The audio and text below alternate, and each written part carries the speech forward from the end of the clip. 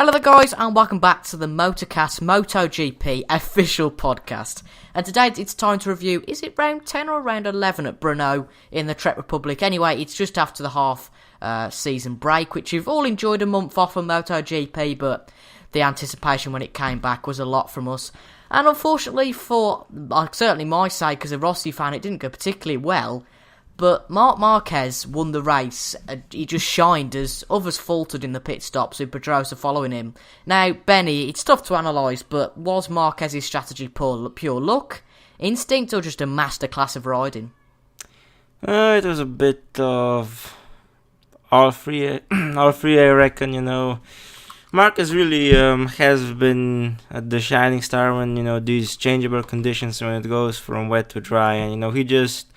Even last year in Germany, he just got the timing perfectly right, and then on the slightly damp conditions, he's just very quick and blows the competition out with the water.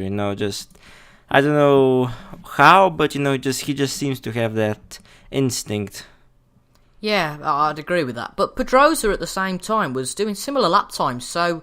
Do you think in a straight fight that Pedrosa would have been closer? Yeah, probably. If the race would have been dry through the whole distance, I think Pedrosa just had that slight edge over Marquez, but as the conditions were as they were and people just didn't get the timing right, that's what we got. So, but yeah, Pedrosa had a good weekend, and if it was fully dry, I reckon he would have won, but sadly it wasn't. Yeah, definitely. So let's talk a little bit about the other two riders who were below those, and that was Valentino Rossi and Vinales. And it's fair to say he had a shocking strategy, did Rossi. I mean, he stayed out along with Zarco and... Who else did he stay out with? Dovizioso, of course, that's right. And basically just the three of those stayed out, and it didn't work because Marquez was about 10 seconds behind Rossi when he came into the pits, so there was no chance he was going to recover from that. But he did recover to P4 from a shocking strategy, and Vinales didn't have a brilliant strategy either, and he recovered to P3. So, Beni, was that a case of just the bike being good and it being able to recover from those positions? Or was it a combination of that and just good riding from both of the riders? Well, I think it was definitely some good riding, and, the factory teams just seem to be out ahead on this race. Not like other races, but this time the factory Yamahas and Hondas just looked to be a bit out of contention, and maybe Lorenzo, if the race would have been fully dry, would have kept up, but I'm not sure. But just looking at the satellite riders, nobody just had the pace to challenge out at the front, not even the Tech 3 guys, but which were most of the season challenged for the front, but it just was one of those races. It happened. Frustrating, yeah. Definitely. I think for everyone really who was watching, because when we got to sort of about the 10 laps to go marker, okay, we had the likes of Rossi fighting through the field, but we sort of knew by then that Marquez was going to win it quite easily, and it was just interesting to see, I suppose, the likes of Rossi, Vinales, Dovizioso come up the field. And actually, somebody who impressed me quite a lot was Cal Crutchlow, because he finished P5 where he started. And of course, the Honda being the LCR as well. Would you just say it's a good weekend for him? Because apart from Rossi and Vinales, he kept Dovi behind him and he had a really solid weekend. Yeah, he was quick all weekend. And apparently in free practice 3, I think he had an accident. He fell on some oil, and the doctors even said that it would be better for him to sit out FP4 and qualifying. But he just... He went through it and delivered quite a good ride. He didn't have the pace for the podium, but he was really solid. So I think a well-deserved 5th place. Yeah, agreed there, definitely. And moving on to Ducati, now Dovizioso finished just behind Cal Crutchlow, and even though it was a good P6 in the circumstances, he stayed out with Rossi and Johan Zarco. He did drop points in the championship, of course, which everybody did to Marquez, but he dropped points to his competitors in the likes of Rossi, Vinales, and even Pedrosa, of course, and Pedrosa's not out of the fight yet. But somebody who definitely is out of the fight is Lorenzo, and his bike just wasn't ready in the pit stops, apparently. But is that a real excuse for just getting a point? Because, he got 1 point, But he had a good weekend, didn't he? There's been some new aero parts put on the car, so he's a little bit more comfortable at the expense of straight line speed. He's got a little bit more corner stability. But just a point from Lorenzo, even though that bike obviously wasn't ready. But to be that far off, is that a little bit poor? Well, it's hard to say really, but up to the start of the race, he was looking really impressive in all conditions, not just the dry. He seems to have found some pace even in the wet, where he was struggling quite a lot in years past. But in the wet, he was quite quick at the start of the race, but then he went through the pits when his bike wasn't ready, and even when it got dry, he just didn't have the pace for some reason. So yeah, it's kind of he did the start of the race very well, but then after it dried out enough for dries, he just wasn't anywhere near the top guys. It just wasn't his. I think he just didn't like the conditions probably. Even at the Sachsenring though, and in other places this season, he's done quite well at the starts, and then he just seems to fall through the field. Is there any kind of explanation for that? Well, apparently listening to some Slovenian commentary earlier in the season, the way that Lorenzo likes to ride the bike, he uses up quite a lot of energy compared, to when he drove for the Yamaha. The Yamaha was apparently way better for his riding style, and the Ducati just doesn't suit him, and he tries to ride it as the Yamaha and is still adapting to what the Ducati can do, and apparently riding it as he does, he uses up quite a lot of energy, and he probably just towards the end of the race he just can't keep it up anymore. It's interesting insight there. But to fight for championships, I think either the bike's got to change or Lorenzo's riding style's got to change. But moving on to Octo Pramac, Redding really struggled from a high place after the pit stops to P16, but Petrucci got P7. It was good for him. But Scott Redding, was there really any explanation why he fell back so much? No, not really. I think he just seemed off the pace the whole weekend. He just couldn't, we didn't see most of the time we didn't see him, so I can't really tell what it was, but he just probably there's something, he just doesn't like the bike or something. He just doesn't feel comfortable on the bike, so yeah, that's probably the biggest problem. But Petrucci did a great job, even when it got dry, he kept up some good pace, and well deserved P7 P7. Yeah, so just behind those 6 big boys, you could say. I guess he could have beat Crutchlow, but I think on the day we wouldn't be able to beat either the Yamahas, the Hondas, or the Ducati of Dovi. But speaking about Aprilia, let's talk about another, high flyer in Aleix Espargaro. 8 points for him. He was just behind Petrucci in 8th, and that's a really impressive result. And he was in a podium place at one point and fell back due to the uprising of Rossi, Vinales, etc. And I think it's fair to say he's still outclassing Sam Lowes. Yeah, definitely. He got the strategy for to change the bike. He got it quite good, and even in the dry, he kept up some decent lap time, especially for the Aprilia, and just deserved this result. And apparently they did quite a big overhaul of the engine. Apparently they increased the reliability a lot, and they even got a bit more power over the summer break. So he did a very good job, but Aprilia are a team that are they've got the potential to improve, and I think that in the next few seasons we might see them on the podium.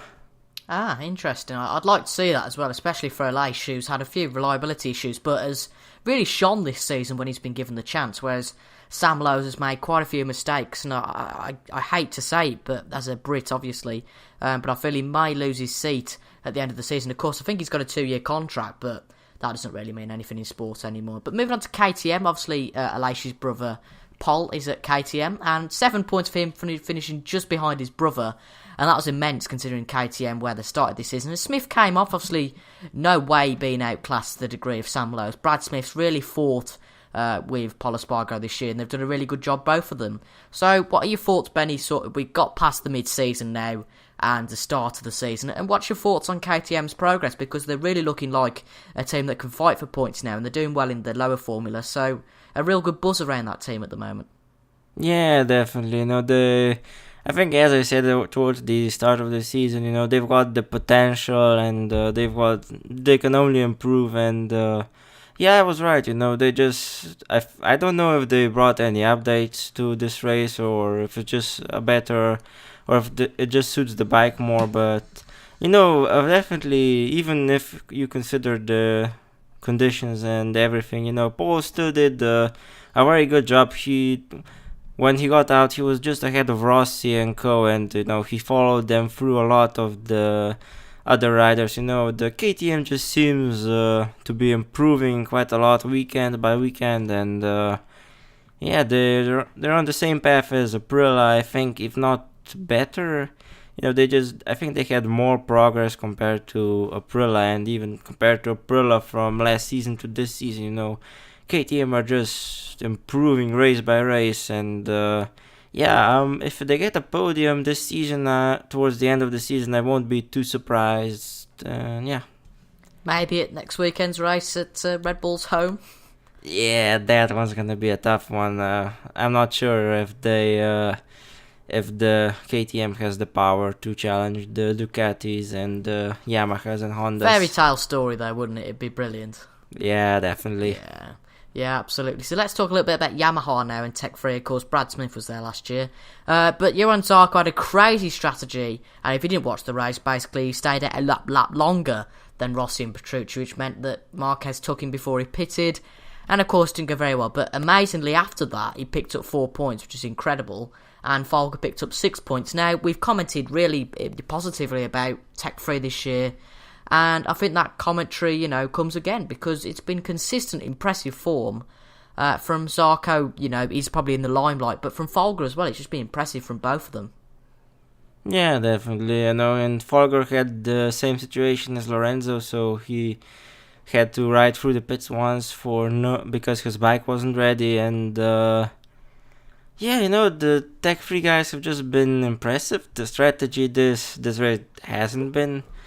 But only Marquez probably got the strategy just right. Nobody else did. So, but yeah, I seriously don't know what they were thinking, leaving Zarco out so long.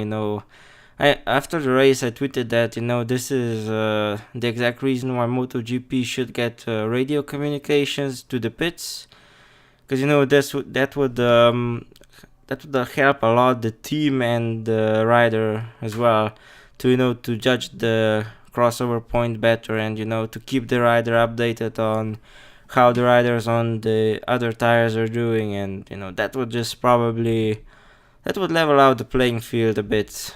Yeah, we're seeing more dashboard communication, aren't we, next year? But not really. That's a step forward, but it's not immense, is it? It's not a massive help.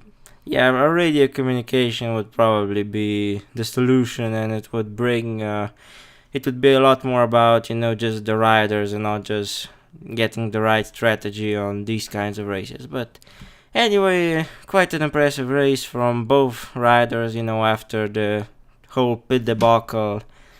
And and especially impressive from Folger, he was just really quick even after the stops, and he was quicker than Zarco. Zarco, when it got dry, he just didn't look that comfortable on the bike, and it showed in his pace. So still a good result for both, considering everything that happened.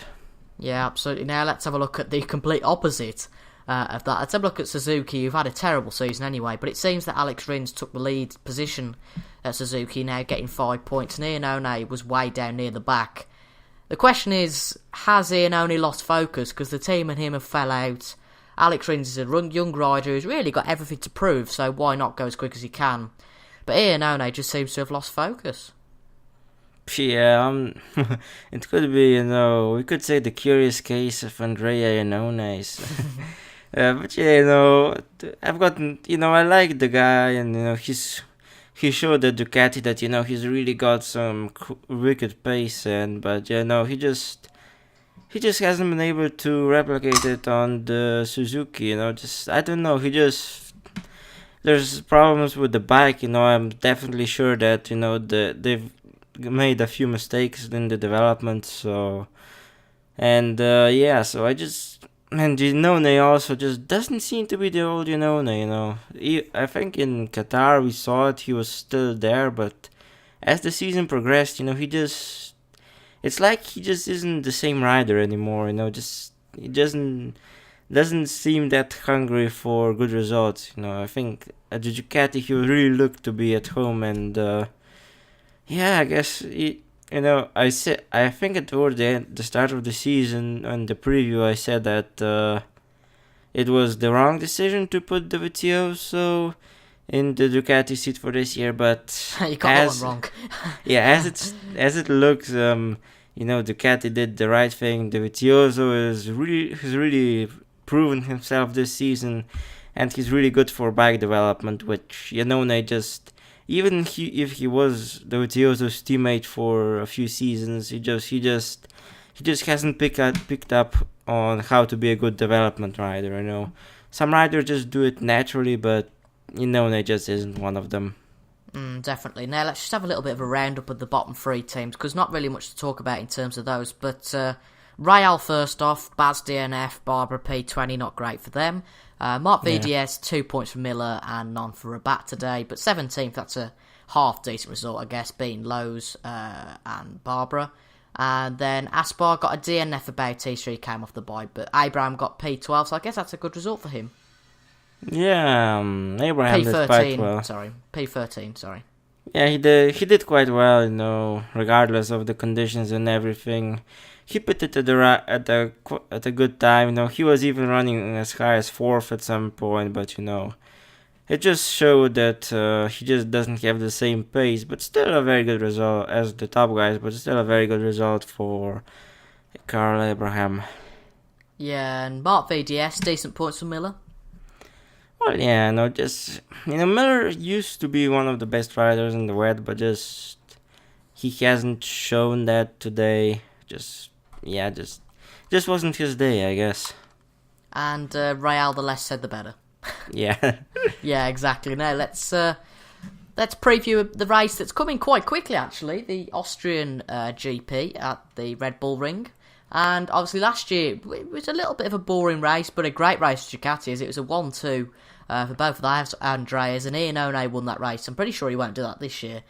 We had Lorenzo on the podium as well as Dovizioso. So this year, I don't think Iannone is going to win, but maybe Dovi, as it seems a Ducati track.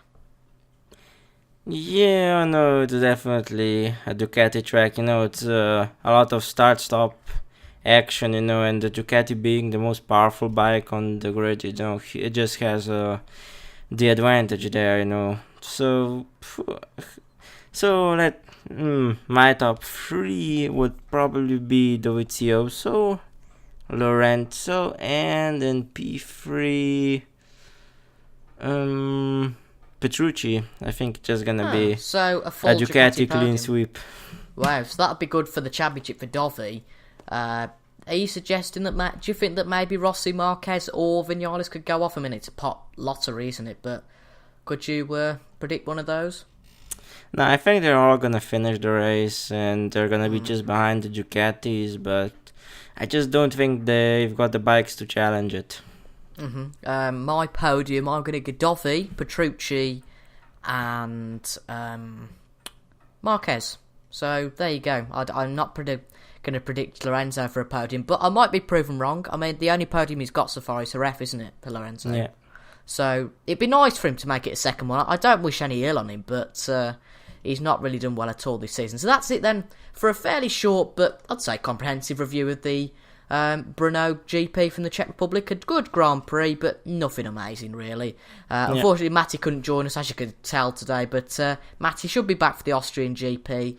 And from me and Beni today, if you did enjoy, make sure to leave a like on this video and go back and watch some of the previous podcasts from some of the better races maybe this season. Probably not the Saxon Ring, that wasn't a brilliant race, but there were a few good races this season so far. But I'm looking forward to the Austrian GP.